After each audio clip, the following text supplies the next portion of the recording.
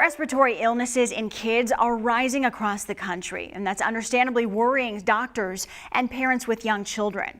In focus is the respiratory syncytial virus, or RSV. Now, this graph here from the CDC, it shows the steep rise in cases. The blue line is antigen detections. The purple line, PCR detections. Both are near vertical. Now, cases have gotten so bad in Connecticut that hospital officials are considering asking the National Guard and FEMA to send resources.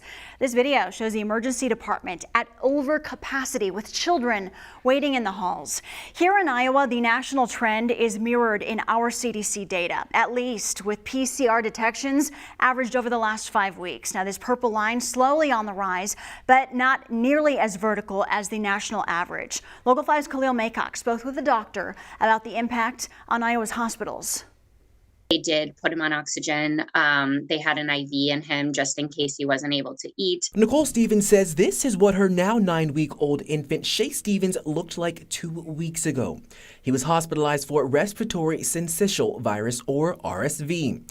Stevens said she didn't expect her then 7-week-old to be connected to tubes when she took him to the doctors. Kind of a checkup on a cough that he had been having for about 5 days.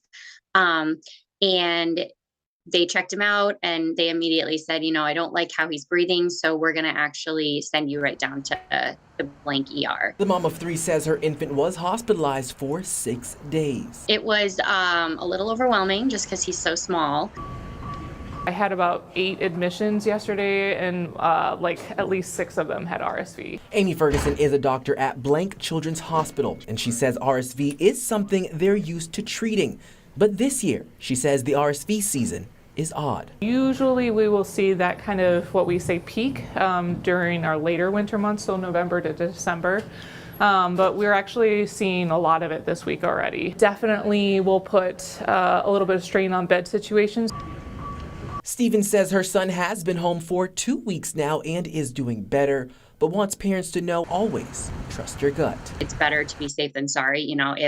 If you have any concerns, then I think, take them in. And Khalil, did that doctor tell you what symptoms parents should watch out for their kid to see if their kid has RSV? Yeah, so she said if your kid has some congestion or is breathing a little slower than usual, you should go in and take them to get checked out. And she also says if you haven't gotten your child taken to the doctor to get looked at, she says keep them hydrated. She says that way, if they do have a runny nose, it's easier to suction out. That's not. Okay, Khalil, thank you so much. Some very important, if not life-saving information. Thank you.